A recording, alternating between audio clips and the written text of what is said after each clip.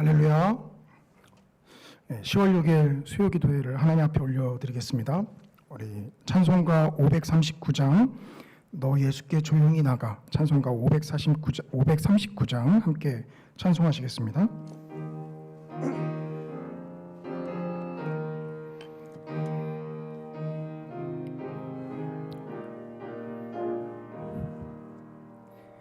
너 예수께 조용히 나가 내 모든 짐 내려놓고 주 십자가 사랑을 믿어 죄사함을 너 받으라. 주 예수께 조용히 나가 내 마음을 쏟아놓으라. 느릿느릿 보시는 주님 그 은혜를 베푸시리. 주 예수의 은혜를 입어 내 슬픔이 없어지리. 내 이웃을 늘 사랑하여 너 받은 것 거저주라. 주 예수께 조용히 나가 내 마음을 쏟아놓으라. 느릿느릿 보시는 주님 그 은혜를 베푸시리. 주 예수를 친구로 삼아 늘 내 옆에 모시어라. 그 영원한 생명 샘물에 내 마른 목 죽이어라. 주 예수께 조용히 나가 내 마음을 쏟아놓으라. 느릿느릿 보시는 주님 그 은혜를 베푸시리. 너 주님과 사귀어 살면 새 생명이 넘치리라. 주 예수를 찾는 이 앞에 참 밝은 빛 비추어라. 주 예수께 조용히 나가 내 마음을 쏟아놓으라. 느릿느릿 보시는 주님 그 은혜를 베푸시리. 아멘. 우리 찬송가 545장 이문의 아무 증거 아니 배워도 545장입니다.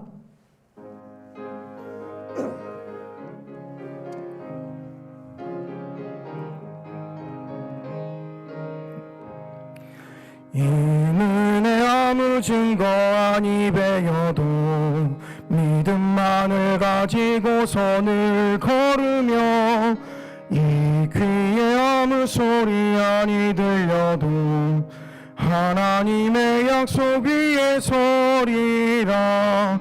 걸어가세 믿음 위에 서서 나가세 의심 버리고 걸어가세 믿음 위에 서서 눈과 귀에 아무 증거 없어도 이 눈이 보기에는 어떠하든지 이미 얻은 증거대로 늘 믿으면 이 마음에 의심 없이 살아갈 때에 우리 소원 주 안에서 이루리. 걸어가세 믿음 위에 서서 나가세 나가세 의심 버리고 걸어가세 믿음 위에 서서 눈과 귀에 아무 증거 없어도 주님의 거룩함을 두고 맹세함. 주 하나님 아버지는 참 이쁘다. 그 귀한 모든 약속 믿는 자에게 능치 못할 무슨 일이 있을까. 걸어가세 믿음 위에 서서 나가세 나가세 의심 버리고 걸어가세 믿음 위에 서서 눈과 귀에 아무 증거 없어도. 아멘. 이 시간 우리 예배를 위해서 함께 기도하며 나아가도록 하겠습니다. 우리를 예배 가운데 불러주신 주님 감사를 드립니다. 우리 예배 가운데 주님만이 자정하시고 홀로 높임을 받아 주시옵소서. 주님께 이 시간 온전히 우리의 마음으로 예배하기를 원합니다. 영과 진리로 예배하는 가운데 우리에게 말씀하시고 부족한 자를 세우셨습니다. 입술의 권세와 능력을 더하여 주시옵소서. 비록 현장 가운데 함께하지 못하지만 영상으로 예배를 드리는 성도님들에게도 동일한 은혜가 역사할 수 있도록 성령 하나님 인도하여 주시옵소서. 우리 주님의 이름 한번 부르짖고 기도하며 나아갑니다. 주여, 사랑과 은혜가 충만하신 아버지 하나님, 주님 참으로 감사를 드립니다. 궂은 날씨에도 불구하고 우리의 마음을 주께로 향하게 하사 이 시간 복된 자리 가운데 우리를 불러주심을 감사를 드립니다. 아버지 하나님께서 부르시고 이끌어 주셨사오니 우리의 예배 가운데 주님만이 홀로 자정하시며 우리의 마음과 생각이 오직 주님만을 겨냥할 수 있도록 이 시간 역사하여 주시옵소서. 살아계신 아버지 하나님, 이 시간 주님 앞에 온전히 높임을 올려드리길 원합니다. 이 시간 주님 앞에 우리의 마음을 내어드리기를 원합니다. 세상의 온갖 걱정들과 잡념들 아버지 하나님에 내려놓을 수 있도록 주님 이 시간 역사하시며 오직 주님의 말씀에만 귀 기울이는 시간 될 수 있도록 주님 인도하여 주시옵소서. 생명 되신 아버지 하나님, 비록 현장에서는 함께하지 못하오나 영상으로 이 시간 예배를 드리는 성도님들 계십니다. 주님 어디에 되어 예배하든 아버지 하나님께서 그 자리 가운데 찾아가 주셔서 아버지 하나님 그 마음을 만져주시며 또한 그 심령 가운데 필요한 말씀 주님 허락하여 주시옵소서. 살아계신 아버지 하나님, 늘 부족한 자를 주님 세우십니다. 아버지 하나님 입술의 권세를 더하여 주시며 아버지 하나님 지혜와 총명함으로 덮어주셔서 부족함이 드러나는 것이 아니라 오직 주님의 말씀이 하나님의 말씀답게 증거되어지는 시간 될 수 있도록 성령 하나님 역사하여 주시옵소서. 예배의 시종일관을 주님만을 의지하며 나아갑니다. 주님 마치는 순간까지 우리와 동행하시며 우리와 함께하여 주시옵소서.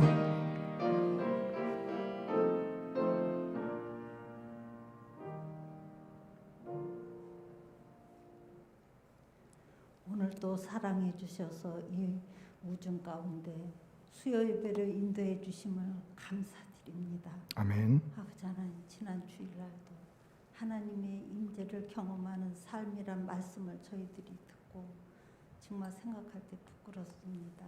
저희들은 오늘도 교만으로 마음이 정말 굳어져 있고 또는 불평 불만으로 인하여 정말 무거운 그런 삶 속에서 산 시간이 많습니다. 저희들이 정말 모든 일을 기쁨으로 할 수 있고 자진할 수 있고 아버지 하나님, 주님이 원하시는 길을 걸어갈 수 있는 은혜를 허락하여 주시옵소서. 아멘. 아버지 하나님, 정말 코로나로 뭐 대선에 이런저런 얘기 모든 걸로 저희들 정말 그렇게 핑계대면서 주님을 멀리하면서도 아버지 하나님 하나 부끄러우지 못함을 느낄 때가 많았사옵나이다. 아버지 하나님께서 저의 잘남으로 아버지 하나님 제가 옳은 줄 알고 아버지 하나님 모든 걸 진짜 주장할 때가 많사오니 아버지 하나님, 주님의 뭘 원하시는지 깨달을 수 있게 도와주시옵시고 정말 이 시간도 성령님께서 같이 하여 주시옵소서. 아멘. 아버지 하나님께서는 오늘도 저희들에게 지혜를 주시옵소서. 정말 지혜 도시 부족함으로 정말 고집만 내세우는 게 아니라 정말 솔로몬 같은 그런 지혜를 허락하시사 아버지 하나님 옳고 그름을 판단할 수 있는 은혜를 허락하여 주시옵소서. 아버지 하나님 우리 성산교회를 기억하여 주시옵소서. 많은 역사 가운데 지금까지 지내왔습니다. 정말 저희들이 그 역사에 비해서 너무나 부끄럽지만 인근에도 정말 아버지 하나님 복음을 전할 수 있는 그런 능력을 허락하여 주시옵시고 더 정말 우리 성산교회가 남은 기간도 기관이 정말 맡은 일을 최선을 다하고 열심을 다할 수 있는 은혜를 허락하여 주시옵소서. 아멘. 오늘도 우리 목사님을 기억하여 주시옵소서. 정말 부족한 성도들을 말씀으로 정말 이끌실 수 있는 은혜를 허락하여 주시옵시고 먼저 정말 건강을 지켜 주시옵소서. 그래서 정말 그 가정 위에도 항상 정말 웃음꽃이 피울 수 있는 은혜를 허락하여 주시옵소서. 또 부교육자님들에게도 목사님을 잘 부별하시고 각 부서에서 정말 맡은 일을 열심을 최선을 다할 수 있는 그런 힘을 주시옵소서. 아버지 하나님 오늘도 우리 성산교회 성도들을 기억하여 주시옵소서. 아프고 힘들고 정말 물질적으로 어려운 분들이 있을 줄 알고 있사옵나이다. 이 시간 정말 그분들이 필요에 따라서 우리 주님 찾아가 주셔서 안수하여 주시옵시고 정말 물질의 해결함도 아버지 하나님 다 도와주시옵소서. 아멘. 정말 우리들은 더 깨어서 정말 기도해야지 되는데 정말 더 점점 나태해지지 않나 부끄럽사옵나이다. 아버지 하나님 오늘도 우리 먼 곳에 정말 아버지 하나님 나가서 전하시는 선교사님 위에 같이하여 주시옵소서. 특별히 정말 무엇을 하든 간에 건강으로 또 기쁨으로 감당하실 수 있게 도와주시옵시고 또 각자 부르짖는 기도들이 다 응답될 수 있는 시간들이 되게 도와주시옵소서. 아버지 하나님 이 나라 이 민족도 주님 기억하여 주시옵소서. 전 세계가 정말 질병으로 아버지 너무나 힘들고 어렵사옵나이다. 하루속히 정말 모든 질병이 끝날 수 있게 도와주시옵시고 저희들 그런 걸로 인하여 더 기도할 수 있는 은혜를 허락하시고 아버지 하나님께서 정말 또 대선도 얼마 남지 않았습니다. 정말 내가 잘해서 나라를 잘 다스릴 수 있는 그런 사람을 뽑을 수 있게 도와주시옵소서.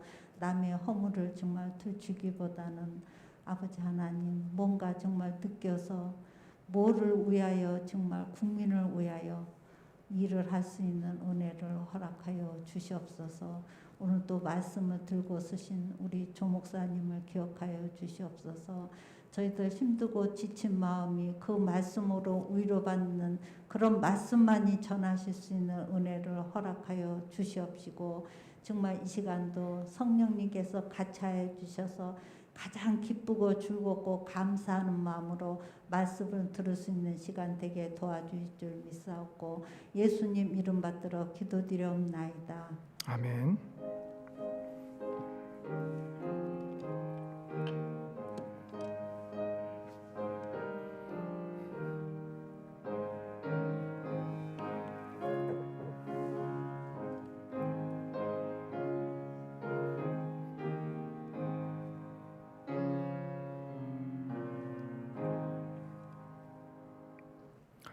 이 시간 우리에게 주시는 하나님 말씀은 호세아 3장 1절에서 5절까지 말씀입니다.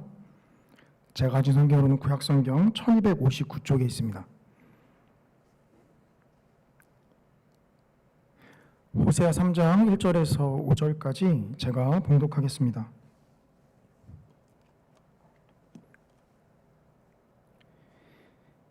여호와께서 내게 이르시되 이스라엘 자손이 다른 신을 섬기고 건포도 과자를 즐길지라도 여호와가 그들을 사랑하나니 너는 또 가서 타인의 사랑을 받아 음녀가 된 그 여자를 사랑하라 하시기로 내가 은 15개와 보리 한 호멜 반으로 나를 위하여 그를 사고 그에게 이르기를 너는 많은 날 동안 나와 함께 지내고 음행하지 말며 다른 남자를 따르지 말라 나도 내게 그리하리라 하였노라.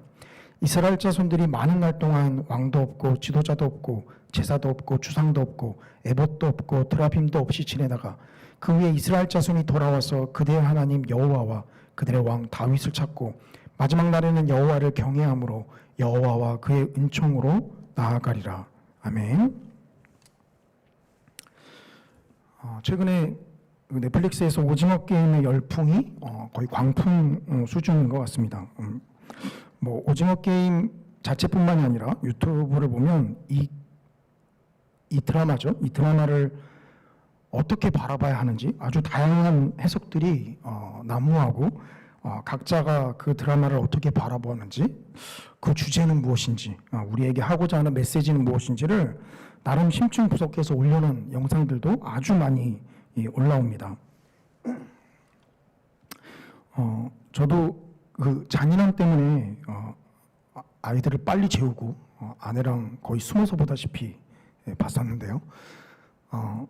동심의 세계에 있는 그 여러 가지 게임들을 현실 세계의 모습들과 혼동되게끔 그려놨습니다. 마치 우리의 삶이 이 동화 속에 나오는 이상적인 모습인지 아니면 현실인지 헷갈리게끔 구성을 해놨죠.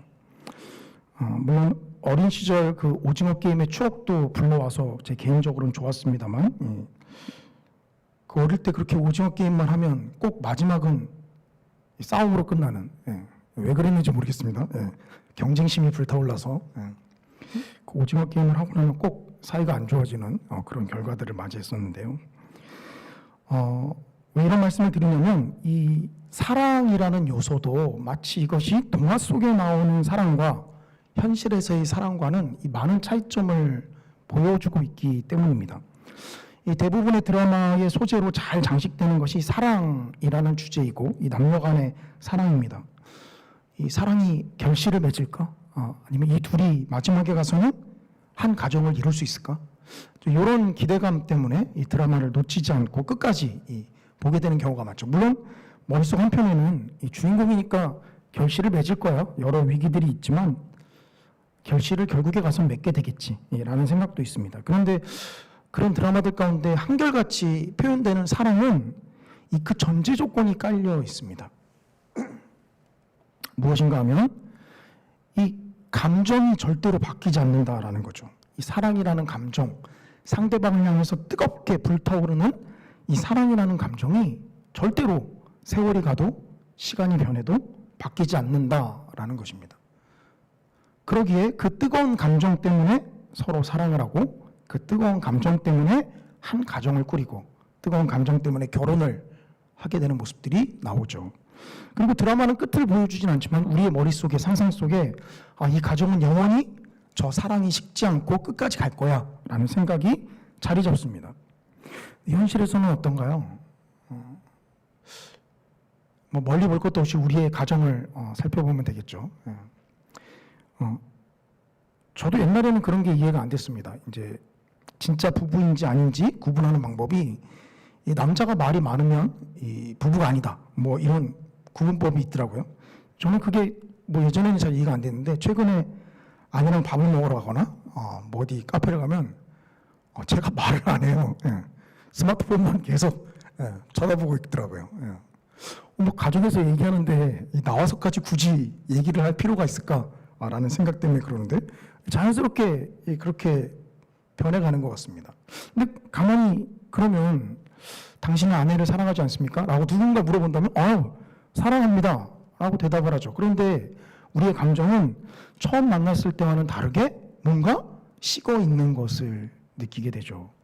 이 드라마의 전제 조건은 사실 이겁니다. 감정이 변하지 않고 항상 뜨겁다. 자, 그렇다고 한다면 과연 하나님께서 우리를 향하신 그 사랑은, 물론 우리가 그 사랑은 아들까지 내어준 사랑이라는 말로 더 이상 어떻게 그 사랑의 절정을 표현할 수 없는 하나님의 사랑임을 분명히 압니다만, 한편으로는 저는 이렇게도 생각이 됩니다. 아들을 내어준 경험이 나는 없기에 도대체 하나님의 저 사랑, 아들을 내어준 저 사랑이 어떤 희생을 치는 것이고 도대체 어떤 감정인지 사실 참 공감은 되지 않더라고요. 성도님들은 혹시 공감이 되시나요? 자녀를 내어준 그 사랑? 나는 그런 경험이 없기에 도대체 그 사랑이 어떠한 감정인지 사실 잘 마음에 와닿지 않습니다. 그런데 오늘 본문은 이 호세아 3장 1절부터 5절을 통해서 하나님께서 이스라엘 백성들을 어떻게 사랑하는지에 이 모습을 우리에게 보여주시는데요. 이 구구절절이 우리의 마음 가운데 와닿는 것들 뿐입니다. 저는 그 제목을 비논리적인 사랑이라고 좀 잡았습니다. 왜냐하면 이 사람의 입장에서 논리적인 사랑은 이 드라마에 나오는 이상과 같은 사랑이기 때문입니다. 상대방이 나를 향한 사랑의 감정이 식지 않았기에 나 또한 상대방을 향한 사랑의 감정이 식지 않는다라는 거죠. 박수도 두 손이 맞장구를 쳐야 소리가 나죠. 한쪽만 아무리 휘둘러 봐야 소리가 나지 않습니다. 이것이 우리의 논리적인 사랑이죠. 상대방이 휘두르지 않아? 그럼 나도 휘두르지 않습니다. 맞장구를 쳐줘야 소리가 나게 돼 있죠. 그런데 하나님은 상대방은 손을 휘두르지도 않는데도 그들을 향해서 여전히 사랑의 표현을 하고 있다라는 것입니다. 본문을 살펴보기에 앞서서 하나님의 사랑을 한번 좀 생각해 보았으면 좋겠습니다. 이 두 가지로 좀 생각을 해볼 수 있겠더라고요. 첫째는 하나님도 드라마처럼 감정의 기복 없이 우리를 사랑하시는가? 아니면 하나님이 감정이 상하실 대로 상하셨는데 하나님이시라, 하나님이라는 높은 직책에 계신 분이라 그 감정을 억누르고 잘 포장해서 우리에게 사랑한다라고 이야기하시는 것인가? 이 두 가지를 좀 한번 생각해 봤으면 좋겠습니다. 먼저 감정의 변화가 없다라는 말은 역시 우리 하나님 우리를 향해 항상 뜨겁게 사랑하시지라고 생각하기 쉽지만 성경의 곳곳에서는 하나님이 인격적이시다라는 것이 어디서 드러납니까? 하나님이 이스라엘 백성들이 우상 숭배를 하거나 하나님을 떠났을 때 그들을 향해서 화를 내시는 모습에서 나타나죠. 화를 내시는 모습 보면 하나님은 분명히 감정이 있으신 분이시고 그걸 우리는 인격적인 하나님이다라고 표현을 합니다. 그러기에 감정의 기복이 없다라고 보기는 조금 무리가 있습니다. 반대로 감정이 상할 대로 상하셨는데 하나님이시라 그 모든 걸 다 찍어 누르시고 우리를 향해서 사랑하신다라고 말씀하시는 것인가? 이렇다면 하나님께서 우리의 마음을 요구하시는 것 또한 말이 안 됩니다. 하나님도 그런 모습을 보여주시셨는데 왜 자꾸 우리의 진심을 요구하시는 것입니까? 그냥 마음은 집에 두더라도 이 자리 가운데 나온 이 행위 자체로 하나님은 만족하셔야 되시죠. 우리에게 더 이상 요구하시면 안 됩니다. 하나님은 과연 이런 사랑일까요? 오늘 우리가 본문을 통해서 하나님의 사랑이 과연 어떤 사랑인지, 과연 그 아들을 십자가에 죽이시기까지 우리를 향해서 보여주신 그 사랑은 과연 어떤 사랑인지를 우리가 한번 좀 살펴봤으면 좋겠습니다. 오늘 본문 호세아 3장 1절입니다. 제가 좀 읽어드리겠습니다. 여호와께서 내게 이르시되 이스라엘 자손이 다른 신을 섬기고 건포도 과자를 즐길지라도 여호와가 그들을 사랑하나니 너는 또 가서 타인의 사랑을 받아 음녀가 된 그 여자를 사랑하라 하시기로. 이 전에 한번 제가 호세아 1장, 2장을 가지고 설교를 한 적이 있었는데요. 기억이 나시는지 모르겠습니다만 이 호세아 선지자는 아주 혹독한 사역을 치른 선지자입니다. 하나님께서 호세아를 불러서 가서 음녀인 여자를 아내로 맞이해라 라는 것이 1장에 나오는 내용이죠. 호세아가 제일 처음 들었던 사명은 하나님의 말씀을 선포하라 이것도 아닙니다. 가서 음녀가 된 여인을 아내로 맞이하라 라는 것입니다. 그리고 자식도 셋이나 나요. 셋은 낳아야 되겠죠. 네, 죄송합니다. 자식도 셋이나 낳습니다. 그리고 그 자식들도 그 음행을 행하는 아내인 그 아내를 따라서 다 음란한 자식들을 출생하게 되죠. 무슨 이런 참담한 사역이 있습니까? 그런데 그 중간의 내용은 모르지만 오늘 우리가 본문 1절을 보면 그 여자가 결국은 음행의 습관을 견디지 못해 남편을 떠난 것이다 라는 것을 우리가 짐작해 볼 수 있죠. 이 3장 1절은 우리 한글 성경에서는 내가 나를 떠난 이스라엘을 사랑하듯이 너도 가서 음녀가 된 여인을 사랑하라 라고 호세아한테 이야기를 합니다. 그런데 히브리어 원문을 보면 아주 단도직입적으로 하나님께서 먼저 이렇게 말씀하십니다. 다시 가서 음녀가 된 그 여인을 사랑하라. 왜냐하면 하나님이 너희를 이렇게 사랑하셨기 때문이다. 그 처음에 명령만 딱 들으면 정신이 번쩍 들죠. 호세아가 주님, 음란한 여자를 아내로 맞아서 자식을 셋이나 낳고 내가 할 때까지 다 도리를 다 했는데 그 여자가 다시 떠난 것은 제가 할 만큼 한 것 아닐까요? 라고 좀 저라면 주님한테 반문할 것 같습니다. 근데 하나님께서 뭐라 말씀하시죠? 다시 가서 사랑하라. 자, 여기 첫 번째 하나님께서 보여주시는 사랑이 우리의 사랑과 완전히 차이가 나는 것을 알 수 있는데, 저는 그것을 이렇게 좀 제목을 붙여봤습니다. 우리가 감히 흉내도 낼 수 없는 사랑입니다. 명령을 한번 성령님께서 직접 받았다라고 생각해 보십시오. 다시 가서 음녀가 된 그 여인을 사랑하라. 다시 가서 바람 펴서 나간 남편을 사랑하고 데리고 와라. 어떤 생각 먼저 드시겠습니까? 아까 말씀드렸다시피 저라면 주님, 저 할 만큼 했습니다. 더 이상 저에게 뭘 바라십니까? 저라면 이렇게 한 거였을 것 같아요. 말이 안 되죠. 자식 셋을 낳는데 몇 년이나 걸렸을까요? 저희 첫째가 2014년에 태어났고 우리 막내가 올해 태어났으니까 7년. 물론 뭐 빨리 난다고 해도요. 저희 첫째랑 둘째는 20개월 차인데 그러다고 해도 뭐 5년 출산하고 또 몸 푸는 시간까지 해서 뭐 5년은 최소한 걸리지 않았을까요? 5년이라는 시간 동안 제 인생을 들여서 음행하는 여인을 사랑했으면 됐죠. 다시 가서 사랑하라고요?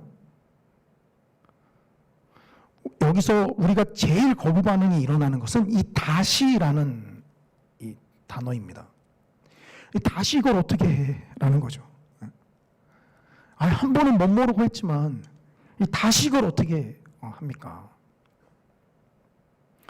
가끔씩 방송 프로그램에서 부부가 나왔을 때 이런 질문들이 항상 있습니다. 다시 태어나도 지금의 남편과 아내와 결혼하시겠습니까? 거기서 많은 분들이 주저하시죠. 물론 저는 그런 질문에 항상 반사적으로 네, 그러겠습니다라는 것을 평소에 철저하게 훈련하고 있습니다. 죄송합니다. 이 다시 가서 사랑하라 라고 하는 것이 우리의 심령을 굉장히 거슬리게 만든다라는 것입니다. 어떻게 다시 가서 사랑할 수 있습니까? 자, 그렇기에 하나님께서 먼저 이 명령을 우리에게 주시는 것은 하나님도 이렇게 사랑하셨으니까 너희도 가서 이런 사랑을 보여줘야 돼 라는 이 교육적인 취지보단 제가 볼 땐 감히 하나님의 사랑과 우리가 가진 사랑은 이 비교 대상조차 되지 않는구나라는 걸 하나님께서 한번 철저하게 느껴보라고 이 호세아 선지자를 통해서 우리에게 말씀하시는 것이다 라는 생각이 듭니다. 다시 가서 사랑해라. 그렇게 고생했어? 다시 가서 사랑해. 주님, 제가 이 관계가 막혀있는 이분하고 정말 이 정도 보여줬으면 됐잖아요. 근데 주님이 대화가 전혀 안 통하시는 것처럼 다시 가서 사랑해. 다시 가라니까? 여기에 우리는 굉장한 거부 반응을 느낍니다. 그런데 주님은 내가 그렇게 음란을 다시 행한 이스라엘을 내가 사랑하였으니 너도 가서 사랑하라 라고 이야기를 합니다. 하나님의 사랑은 우리가 도저히 흉내조차 낼 수 없는 사랑이다라는 거죠. 아니, 적법한 이유 때문에, 그러니까 예를 들면 내가 잘못을 해서 이 부부관계가 깨졌다라고 한다면 10분 이해가 됩니다. 근데 철저하게 상대방의 잘못으로 그 부부관계가 깨진 상태에서 내가 왜 숙이고 돌아가야만 합니까? 그런데 주님은 그렇게 다시 사랑하라 라고 이야기를 하는 것이죠. 사실 이 주님의 사랑은 물론 이 성경에는 이 사랑한다라는 이 동사가 아하브라는 히브리어 단어인데요. 이삭이 그의 아내를 사랑했다.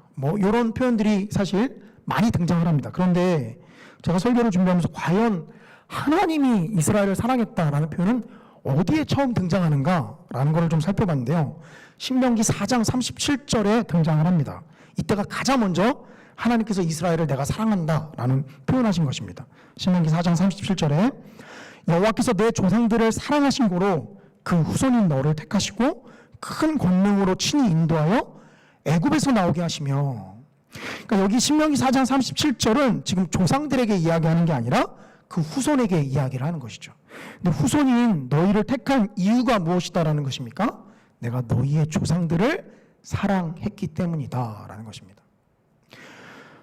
우리가 요새 이제 출애굽기 매일 성경 본문이 출애굽기에서 이제 성막 본문으로 넘어갔는데요. 이 그 전에 성막 본문 들어가기 전에 이 출애굽기를 보면 이 구원해낸 이스라엘이 하나님을 향해서 계속 불평과 불만을 하는 것을 우리는 보게 됩니다. 그런데 하나님이 그럼에도 불구하고 계속 그들을 인도해 가시는 이유는 무엇입니까? 바로 그들의 조상들을 하나님이 사랑하셨기 때문이다라는 거죠. 그러니 그들이 비록 음행을 저질렀고 또 여전히 음행하고 있지만 하나님께서는 그들을 사랑하신다라는 것입니다. 우리는 도저히 흉내낼 수 없는 사랑이죠. 아마 호세아 선지자처럼 직접 음행을 저지른 여자를 아내로 맞이하라 라고 비유를 들지 않았으면, 또 호세아가 그런 모습을 보이지 않았다면 사실 이 사랑은 그냥 아들을 죽이신 사랑처럼 심정적으로는 이해가 되지만 감정적으로는 사실 전혀 동의가 되지 않는 그런 표현으로 나타날 수 있었습니다. 그런데 호세아 선지자를 통해서 직접 음행한 여인을 아내로 맞이하는 것, 그리고 다시 가서 그 여자를 아내로 맞이하고 사랑하라라는 것을 통해서 이거 우리가 가진 사랑은 정말 하나님이 보여준 사랑하고는 이 비교 대상 자체가 되지 않는구나 라는 것을 우리가 생각해 볼 수 있습니다. 이 두 번째입니다. 두 번째는 보통 이 깨어진 가정이 다시 결합을 하거나 혹은 내가 아쉽지만 꼭 부부관계가 아니더라도 상대방에게 화해의 제스처를 취할 때는 순수하게 이 관계의 회복보다는 가만히 살펴보면요, 물론 정치인들이 잘 보여주지만 평소 앙숙관계에 있던 사람한테 화해를 하는 이유는 무엇입니까? 뭔가 그 관계를 통해서 얻을 게 있기 때문이죠. 사실 그 관계 자체만을 위해서 정치인들이 화해 제스처를 하진 않습니다. 표현하진 않지만 분명히 이면에 자신에게 주어지는 뭔가가 있기 때문이죠. 자, 하나님께서 이 음행한 여인 고멜, 다시 음행하는 자리로 돌아간 이 고멜을 다시 사랑하라 라고 하신 이유가 이 고멜이 그만한 가치가 있어서 그런 것일까요? 오늘 본문 2절입니다.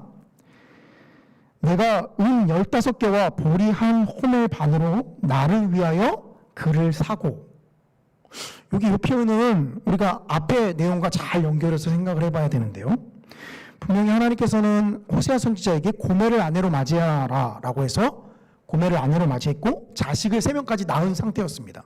근데 중간에 어떤 상황이 흘러갔는지는 모르지만 우리가 1절과 2절을 내용을 통해서 한 가지 짐작할 수 있는 건 고멜이 다시 그가 행하던 음행의 자리로 돌아갔다라는 것이고, 호세아의 아내의 자리를 떠나서 이 호세아가 돈을 주고 사왔잖아요. 그건 뭐죠? 종의 신분이 됐다라는 겁니다.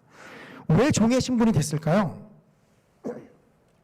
성경은 이 부분에 대해서 정확하게 말은 하진 않지만 우리가 유추해 볼 수 있는 건 음행의 자리로 돌아가서 인생의 막장으로 몰리다 보니까 자신의 몸을 팔다 못해서 종으로까지 들어간 상황이다라고 생각할 수 있죠. 그냥 종이 아닌 상태에서는 호세아가 가서 다시 데려오면 됩니다. 그런데 호세아는 은 15개와 보리 한 호멜 반으로 가서 그 여자를 사서 데려왔다라고 표현하고 있습니다. 어느 정도 값어치가 있는 상대냐, 사랑할 만한 대상이냐라고 우리가 생각해 볼 때 고멜은 그런 사랑할 만한 대상이 아니다라는 것입니다. 특히나 다시 사온 것도 그렇지만 그 치른 값을 우리가 다른 성경하고 좀 비교해 보면 이게 어느 정도의 값어치인지를 우리가 알 수 있는데요. 여기 보시면 은 15개와 보리 한 호멜 반을 값으로 지불했다라고 이야기합니다. 이 정확한 비교는 되지 않지만 그래도 성경에서 다른 사람들이 혹시 종으로 팔려고 할 때 어느 정도의 값을 지불했는지가 나와 있는데요. 요셉이 형제들에 의해서 이 종으로 팔려갈 때입니다. 창세기 37장 28절입니다. 창세기 37장 28절. 그때에 미디안 사람 상인들이 지나가고 있는지라 형들이 요셉을 구덩이에서 끌어올리고 은 20에 그를 이스마엘 사람들에게 팔매 그 상인들이 요셉을 데리고 애굽으로 갔더라. 여기 얼마에 팔았다고 나와 있죠? 은 20에 팔았다라고 합니다. 종으로 팔았습니다. 그리고 또 한 구절이 이 출애굽기 21장 32절인데요. 소가 만일 남종이나 여종을 받으면 소 인자가 은 30세겔을 그의 상전에게 줄 것이요 소는 돌로 쳐서 죽일지니라. 소가 만일 어떤 집안의 남종과 여종을 받아서 죽이게 되면 이 배상을 해주는데 그 돈을 얼마를 주라고요? 은 30세겔입니다. 이 구절을 살펴보진 않겠지만 이 하나님의 성전에 이스라엘 백성들의 속전의 값은 이 보통의 장년 남성이 은 50세겔입니다. 자, 그렇게 보면 이 고멜을 데려오기 위해서 치른 은 15개와 보리 한 호멜은 아주 값어치가 낮은 것임을 알 수 있죠. 이 정상적인 종의 거래의 금액에도 미치지 못하는 것이다라고 볼 수 있습니다. 이 금액은 속이질 않죠. 그 정도 가격이기 때문에 이 정도 가격을 지불하고 데려온 것이다라는 것입니다. 자, 그럼 이 고멜이 어느 정도 활용 가치가 있거나 아니면 값어치가 있어서 하나님께서 그를 다시 사랑하나라고 말씀하신 것인가? 라고 질문을 할 때 값어치가 없는 자를 하나님은 사랑하신다라는 것입니다. 자, 마지막 세 번째를 살펴보기 전에 우리가 이제 좀 정리를 해봤으면 좋겠는데요. 호세아 선지자를 통해서 음행하는 여자 고멜을 그 아내를 사랑하라라고 하는 것은 비유입니다. 어떤 비유냐? 하나님이 바로 호세아 선지자고 음행한 여자 고멜이 이스라엘이다라는 거죠. 이스라엘의 원래 신분이 이 비유 속에 나오는데요. 이 호세아 1장 2절입니다. 호세아 1장 2절에 이렇게 표현합니다. 여호와께서 처음 호세아에게 말씀하실 때 여호와께서 호세아에게 이르시되 너는 가서 음란한 여자를 맞이하여 음란한 자식들을 낳으라. 이 나라가 여호와를 떠나 크게 음란함이니라 하시니. 자, 여기 고멜의 원래 신분이 나옵니다. 이 고귀한 여자라고 이야기하나요? 아니죠. 음란한 여자인 고멜을 아내로 맞이해라 라는 것입니다. 고멜이 이스라엘의 모습을 비유한다라고 하면 원래 이스라엘의 모습은 음행을 행하는 자들이었다라는 것입니다. 왜 그렇죠? 하나님이 구원해 주셨지만 계속해서 하나님을 향해서 등을 돌리고 다른 우상을 향해서 나아가였던, 그리고 하나님을 향해서는 불평과 불만을 쏟았던 그 이스라엘이 그게 끊임없이 음행을 하던 자였다라는 거죠. 그런데 오늘 본문에 와서는 이 음행을 하던 여자가 어떤 신분이 됩니까? 다시 음행의 자리로 돌아가는 모습이죠. 그런 상황 가운데 하나님께서 호세아 선지자를 통해서 다시 데려와라 라고 말씀하십니다. 그 이유는 하나님이 이스라엘을 그렇게 사랑하셨기 때문이다라는 것입니다. 그래서 이겁니다. 정상적인 사람이 음행의 길로 들어간 것도 아니고 원래 음행을 범하던 자가 계속 음행의 자리에 있었다. 그게 이스라엘의 모습이다. 그리고 그게 어떻다라는 거죠? 바로 우리의 모습이다라는 거죠. 원래 하나님 앞에 돌아서고 음행을 범하던 우리였고 여전히 하나님의 구원을 경험하였지만 음행을 똑같이 하나님을 향해서 돌아서고 있는 우리이기에, 그런데 그런 우리를 향해서 하나님이 어떻다라고 하신다고요? 다시 사랑한다라는 것입니다. 값어치가 있기 때문에 사랑하신다고요? 전혀 그렇지 않습니다. 우리가 값어치가 있어서, 활용 가치가 있어서 하나님께서 우리를 사랑하시는 것이 아니다라는 거죠. 그래서 이 하나님의 사랑은 인간의 입장에서 생각해봤을 때는 정말 논리적으로 하나도 말이 되지 않는 이 비논리적인 사랑이다라는 것입니다. 자, 그런데 세 번째가 중요합니다. 데려올 수 있어요. 다시 데려오라니까 어떻게 하나님 명령을 어기겠습니까? 호세아가 다시 데려올 수 있습니다. 그런데 성도님들 한번 생각해 보십시오. 다시 데려왔는데 한번 뛰쳐나간 이 여자가 다시 뛰쳐나가지 말란 법이 있을까요? 아니, 그 이유는 하나님께서 어떻게 감당하시려고 다시 데려오라고 하시는 것일까요? 우리로 비유하면 원래 음행하던 우리를 하나님께서 구원하셨지만 여전히 음행하고 있는데 또 그런 우리를 향해서 하나님은 내가 너희를 사랑한다 라고 말씀하시는데 우리가 하나님 향해서 계속 돌아서고 음행의 모습을 보일지, 그렇다고 한다면 이 정상적인 사랑, 이상적인 사랑하고는 거리가 먼 것 아닐까요? 물론 하나님께서는 비논리적인 사랑의 모습을 통해서 그런 사랑을 뛰어넘는 모습을 보여주셨습니다만 결국 그 사랑이 흘러가야 되는 방향은 어떤 방향이죠? 이스라엘도 하나님을 사랑하고 하나님도 이스라엘을 사랑하는, 우리도 하나님을 사랑하고 하나님도 우리를 사랑하는, 이게 정말 이상적인 모습 아닐까요? 이렇게 되지 않는다면 고매를 뭐 수십 번 데렸다가 안 친다고 한들 무슨 소용이 있겠습니까? 이거야말로 밑빠진 독에 물 붓기죠. 자, 그런데 오늘 본문 4절과 5절, 즉 앞에서는 계속 지금 이 부분은 호세아가 자신이 데려온 아내 고멜에게 이야기를 하는 부분인데, 하나님께서 호세아 선지자를 통해서 이 호세아 개인의 가정의 문제를 이야기하는 게 아니라 이거를 원래 빗대어 이야기하던 원래의 목적인 이스라엘이 어떻게 될 것인지를 이제 말씀하십니다. 호세아 3장 4절부터 5절입니다. 이스라엘 자손들이 많은 날 동안 왕도 없고 지도자도 없고 제사도 없고 주상도 없고 에봇도 없고 드라빔도 없이 지내다가 그 후에 이스라엘 자손이 돌아와서 그들의 하나님 여호와와 그들의 왕 다윗을 찾고 마지막 날에는 여호와를 경외함으로 여호와와 그의 은총으로 나아가리라.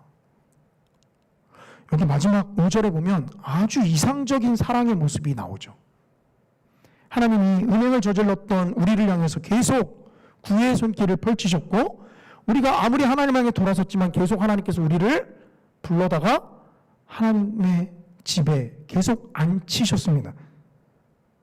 우리의 마음은 자꾸 밖으로 나가려고 하는데 결국 여기 5절에 보면 아주 이상적인 사랑이 표현되는데, 이스라엘 자손들이 돌아와서 그들의 하나님 여호와와 그들의 왕 다윗을 찾는다라고 표현하고 있죠.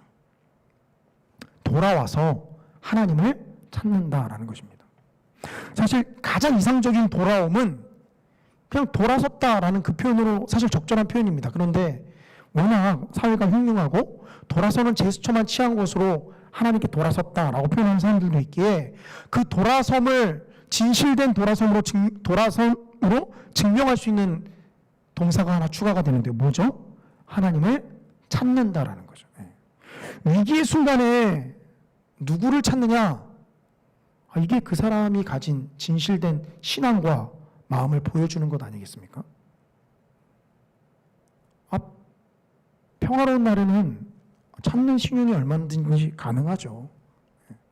근데 정말 인생의 위기와 어려운 시기를 맞이했을 때 그 순간 마음속에 가장 첫 번째로 찾게 되는 그분이 누구냐? 예전에 아주 제가 흉흉한 꿈을 꾼 적이 있는데요. 이게 너무 생생해서 제가 기억에 남는 꿈입니다. 결혼도 하기 전인데요. 왜 이제 하나님 앞에 좀 죄를 졌다라는 순간이 있잖아요. 그러다가 회개하다 잠들었습니다. 근데 이제 마음은 계속 찜찜하죠. 이게 내가 그래서는 안 됐었는데. 그러다 잠들었는데 꿈속에서 제가 장님이 돼버린 겁니다. 장님이. 근데 그 꿈속에서 앞뒤 내용은 잘 기억이 안 나는데 내가 하나님 앞에 이렇게 계속 죄를 져서 하나님이 앞에 벌을 받았구나. 내가 그 꿈속에서 그렇게 생각하고, 제가 그때 아직도 저도 기억이 나는데 제가 왜 그랬는지 모르지만 그럼 막 화를 내거나 그럴 수 있잖아요. 근데 나의 손을 잡아준 사람이 누군지 모르지만 나를 저 안쪽 동굴로 좀 데려다 달라. 근데 그러면서 제 마음속에 무슨 생각이 있었냐면 그 안에서 하나님 앞에 기도해야 되겠다. 이게 꿈속에서 제가 그렇게 꾸다가 깨어났는데 참 꿈이지만 기특하다, 잘했다 이런 개인적인 생각이 들었습니다. 위기의 순간에 과연 누구를 먼저 찾느냐? 그 상황이 그렇게 된 거에 대해서 낙심하고 실패하고 이러고 있느냐? 아니면 그 순간 모든 상황을 받아들이고 하나님을 찾느냐? 이게 우리의 신앙의 온전한 모습을 보여주죠. 자, 문제는 다시 돌아와서 과연 하나님의 이 사랑이 온전한 이상적인 결실을 맺느냐 하는 부분입니다. 그러기 위해서는 우리의 시각을 조금 넓힐 필요가 있는데요.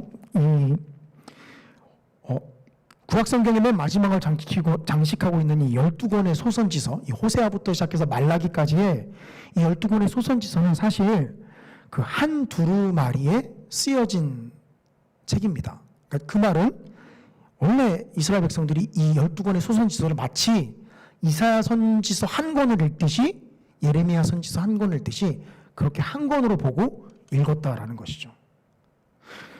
그래서 가만히 보시면 내용들이 연결이 됩니다. 그리고 주제도 연결이 돼요. 사실 호세아는 1장부터 요 3장까지가 호세아 전체의 서문, 서두와도 같습니다. 그래서 앞으로 호세아가 이야기할 주제를 아주 핵심적으로 요약해서 우리에게 알려주는데요. 그 서두의 절정이 오늘 제가 선택한 이 호세아 3장 1절부터 5절이에요. 하나님께서 호세아 선지자의 상황을 통해서 이스라엘을 향해서 내가 어떻게 할 것인지를 아주 집약적으로 보여주는 거죠. 그래서 그 주제는 하나만 딱 꼽으라 한다면 여호와께 돌아와라, 이겁니다. 결국 호세아 선지자가 이야기하는 것은 여호와께 돌아와라. 그래서 마지막 서두에 이스라엘 자손이 돌아와서 그들의 하나님을 찾고라고 표현하지 않습니까? 자, 그런데 그 전에 4절을 보시면 이스라엘 자손이 왕도 없고 지도자도 없고 제사도 없고 주상도 없고 에봇도 없고 드라빔도 없이 지낸다라고 표현합니다.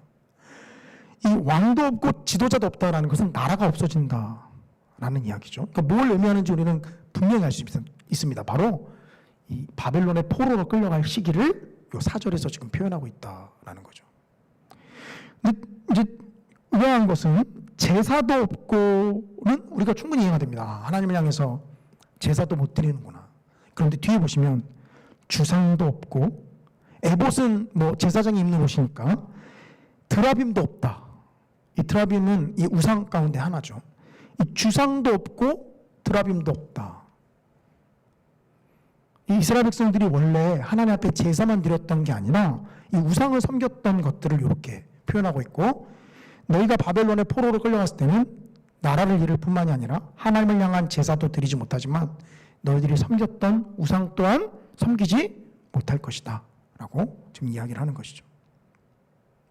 자, 문제는 과연 하나님과의 이상적인 사랑이 실현이 되느냐 하는 부분인데요. 제가 말씀드렸지만 호세아를 시작해서 말라기까지 12권은 한 권처럼 읽는다라고 한다면 말라기 끝날 때 다시 이 주제가 부각되어야 정상이겠죠. 예, 그래서 말라기 우리 맨 마지막 장을 보겠습니다. 말라기 4장 5절부터 6절입니다. 제가 좀 읽어드리겠습니다. 보라, 여호와의 크고 두려운 날이 이르기 전에 내가 선지자 엘리야를 너희에게 보내리니 그가 아버지의 마음을 자녀에게로 돌이키게 하고 자녀들의 마음을 그들의 아버지에게로 돌이키게 하리라. 돌이키지 아니하면 두렵건대 내가 와서 저주로 그 땅을 칠까 하노라. 마지막에도 이 돌이키게 한다, 이게 돌아서라 라는 히브리어 슈브 동사가 똑같이 사용되고 있는 부분입니다. 말라기를 끝내면서도 다시 한번 주제를 강조하죠. 돌아와라. 그런데 이 호세아에서 돌아와라 라는 뉘앙스하고는 조금 차이가 있습니다. 어떤 차이냐면 돌이키게 한다라는 표현입니다. 그러니까 돌아서라 라는 표현이 아니라 그때 내가 엘리야를 보낼 것인데 그가 너희의 마음을 돌이키게 할 것이다. 가장 이상적인 사랑의 모습은 뭐라고 말씀드렸죠? 우리도 하나님을 향하고 하나님도 우리를 향하는 모습, 이게 가장 이상적인 사랑의 모습, 절정이라고 말씀을 드렸습니다. 그런데 원래 운행하던 우리가 어떻게 하나님을 똑바로 바라보는 그 자세를 유지할 수 있습니까? 우리는 자꾸 틈만 나면 이렇게 몸이 자동적으로 하나님 계신 쪽 반대쪽으로 자꾸 돌아가려고 하죠. 그런데 어떻게 한다고요? 하나님께서 그 마음을 내가 돌이키게 하리라. 자, 하나님의 사랑은 그냥 단순히 운행하는, 또 값어치 없는 우리를 그냥 일방적으로 구애하는 모습으로 끝나지 않습니다. 하나님은 우리를 향해서 그렇게 두 팔을 벌리시는데 결국 그 사랑은 어떤 절정을 맞이하게 됩니까? 하나님이 우리의 마음을 돌이켜서 하나님을 향하게 만든다라는 거죠. 그래서 그 돌이킴의 근거가 누가 됩니까? 엘리야를 보낸다라고 했는데 그 엘리야의 표상으로 누가 오셨습니까? 예수 그리스도를 하나님께서 보내셔서 죄의 문제를 해결해 주심으로 하나님을 향해서 돌아설 수 있는 근거를 마련해 주시죠. 물론 구원을 받은 이후에도 우리는 여전히 하나님 앞에서 자동적으로 반대 방향으로 돌아서려고 하지만, 그러나 하나님께 나아가는 데 있어서 장벽처럼 여겨졌던 죄의 문제는 해결된 것이 지금 신약시대를 살아가는 우리의 모습이다라는 것이죠. 하나님과의 이상적인 사랑의 모습이 가능한 시대를 우리가 살아가고 있다라는 것입니다. 말씀을 정리하겠습니다. 하나님이 우리에게 보여주신 사랑은 도대체 어떤 사랑입니까? 첫 번째로 우리가 살펴본 것은 우리가 흉내조차 낼 수 없는 사랑이다라는 것입니다. 이 말은 하나님의 사랑은 그저 우리의 다짐과 결심 정도로는 쫓아갈 수 없는 것이다라는 거죠. 세 번째로 살펴본 하나님께서 우리의 마음을 돌이켜 주셔야 우리가 그 사랑을 온전히 표현할 수 있다라는 것입니다. 두 번째로는 값어치가 여전히 없는 우리를 향해서 하나님께서 사랑하신다라는 것입니다. 다른 어떤 것 때문이 아니라 그냥 값어치가 없는 우리 자체를 향해서 하나님께서 사랑하시고, 그리고 그 사랑은 하나님의 일방적인 구애로 새드엔딩으로 끝나는 것이 아니라 우리의 마음을 하나님께서 돌이키시는 아주 온전한 해피엔딩의 모습으로 끝을 낸다라는 것입니다. 이것이 하나님이 우리를 향해서 보여주시는 사랑이고 여전히 보여주고 계시는 사랑이며, 또 우리를 향해서 여전히 하나님께 돌아서라, 내가 너희를 사랑한다 라고 외치는 하나님의 모습입니다. 이런 사랑이 성도님들의 마음 가운데 늘 충만하시기를 주님의 이름으로 간절히 축원합니다. 기도하겠습니다. 우리 시간 들은 말씀 가지고 좀 함께 기도했으면 좋겠는데요. 먼저는 하나님께서 우리에게 보여주신 그 사랑에 감사하는 마음을 가졌으면 좋겠습니다. 사랑받을 자격도 없고 하나님 앞에 나아갈 자격도 없는 우리를 하나님께서 먼저 사랑해 주셔서 우리가 주님 앞에 나아갈 수 있습니다. 그리고 또한 주님, 여전히 음행의 방향으로만 나아가려고 하는 우리의 마음을 주님 돌이켜 주신다 말씀하셨으니 주님 우리의 마음을 만지시고 또 돌이켜 주셔서 하나님을 향해서 하나님이 우리에게 보여주던 사랑을 우리가 또한 하나님을 향해서 또 우리의 이웃을 향해서 나타낼 수 있도록 주님 우리의 마음을 만져달라고 시간 동안 기도하며 나아가도록 하겠습니다. 또 우리 교회에 아프신 성도님들 또 아프신 성도님들 위해서 또 함께 기도하도록 하겠습니다. 우리 주님의 이름 한번 부르짖고 기도하며 나갑니다. 주여, 사랑 가운데가 충만하신 아버지 하나님, 그 아들을 십자가에 못 박이시기까지 우리를 사랑하신 그 사랑이 도대체 어떤 사랑인지 주님 오늘 본문을 통해서 우리가 여실히 깨닫습니다. 감히 우리가 흉내조차 낼 수 없는 그 사랑을 우리에게 보여주신 주님, 주님께서 여전히 음행의 방향으로 나아가는 우리의 마음을 만지시고 그 마음을 주님을 향하여 돌이켜서 아버지 하나님 향해서 온전한 사랑의 마음을 우리가 품을 수 있도록 주님이 이끌어 주시옵소서.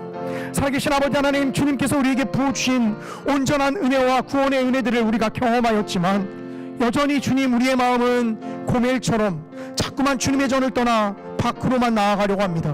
아버지 하나님, 우리를 주께서 붙잡아 주시고 우리의 마음을 주님 돌이켜 주셔서 우리의 마음이 오직 살아계신 아버지 하나님을 향하여 나아갈 수 있도록 주님 인도하여 주시옵소서. 주님이 우리의 마음과 감정을 만져주시지 아니하시면 우리가 세상 사람들과 별반 다를 것이 없음을 주님께 고백합니다. 아버지 하나님, 이 깨어진 감정을 주님 만져주시며 이 무너진 마음을, 이 무너진 사랑의 마음들을 주님 어루만져 주셔서 아버지 하나님 향해서 온전한 사랑을 우리가 나타내며 또한 주님이 우리를 그렇게 사랑하셨듯 우리의 이웃들을 향해서 그 사랑의 마음들을 품으며 나아갈 수 있도록 주님 이끌어 주시옵소서. 아버지 하나님, 우리 교회 아프신 성도님들을 위해서 기도합니다.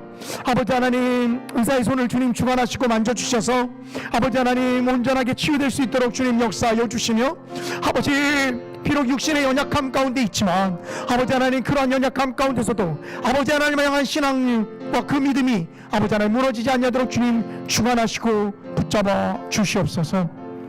감사하며 모든 말씀 우리 주 예수님의 이름으로 기도합니다. 아멘. 우리 찬송가 302장 함께 찬송하겠습니다.